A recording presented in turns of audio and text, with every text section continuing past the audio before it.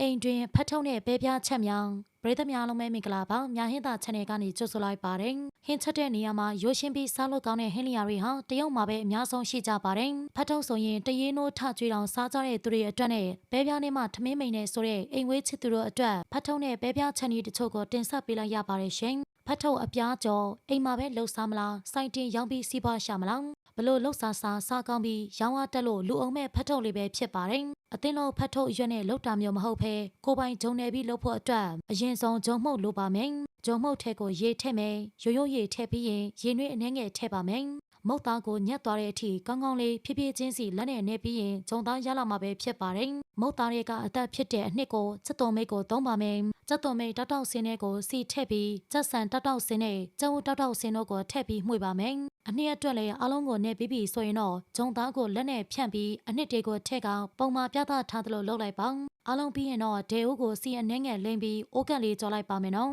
ဒါဆိုရင်တော့တရုတ်တရေရိုးရဖတ်ထုတ်နည်းတွေထက်ကတစ်ခုဖြစ်တဲ့ဂျူချိုင်ဟီစီဖတ်ထုတ်ရပြီဖြစ်ပါတယ်။ပဲငပိတိုဘူးကြော်ပဲပြားတို့တိုဘူးတို့ကိုအပြင်းပြေစားခြင်းရဲ့ခုလိုလှုပ်စားကြည့်ပါပုံစံကြည့်အောင်နဲ့စားခြင်းစရာဖြစ်မှာအမှန်ပါပဲ။ပဲပြားတွေကိုအန်စာတုံးအရွယ်လောက်လေးလှိထားလိုက်ပါဒါမှစားရလွယ်မှာဖြစ်ပါတယ်။လှိထားတဲ့တိုဘူးတွေကိုပြောင်းကော်မှုန့်နဲ့လူပြီးရင်ကျဝတ်နှင့်ဖြောထားတဲ့အထက်ထည့်ပြီးနှက်ထားလိုက်ပါမယ်။နှက်နေတုံးမှာခရုစီနဲ့ဘဲငပြားရဲ့အနောက်နှစ်စွန်းထည့်ပြီးတကြားနဲ့ရေနှဲငယ်ထည့်ကောင်အနှစ်ကိုဖြောထားလိုက်ပါမယ်။အလုံးကိုပြင်ဆင်ပြီးသွားရင်တော့နှက်ထားတဲ့ပဲပြားကိုကြော်ဖို့စက်သွန်ဖြူနဲ့ငရုတ်သီးတို့ကိုစီတက်ပေါင်းဘဲငပိထည့်ပြီးတော့ပဲပြားတွေကိုထည့်လိုက်ပါမယ်။ပဲပြားတွေကိုရွှေအောင်ရောင်တန်းနေတဲ့အချိန်မီကြော်နေပြီးရင်ဖြောထားတဲ့အနှစ်ရေကိုထည့်လိုက်ရုံပါပဲ။အလုံးကိုတေးချလေးကြော်ပြီးအိုးချကန်ဒီမှာကော်ရည်နဲ့စက်သွန်မိတ်လေးညှက်ထည့်လိုက်ရင်တော့အလုံးစားခြင်းစရာကောင်းတဲ့ဘဲငပိပဲပြားကြော်လေးရမှာပဲဖြစ်ပါတယ်။ဖတ်ထုတ်ပေါင်းတာမန်ဖတ်ထုတ်ပေါင်းလုပ်ဖို့အစာဖလားစနစ်ကိုမသိဘူးဆိုရင်အခုလိုပဲပြုလုပ်ကြည့်ပါအရင်ဆုံးဖတ်ထုတ်ပြုလုပ်ဖို့အတွက်အသားတွေကိုကြိတ်ပြီးထားရပါမယ်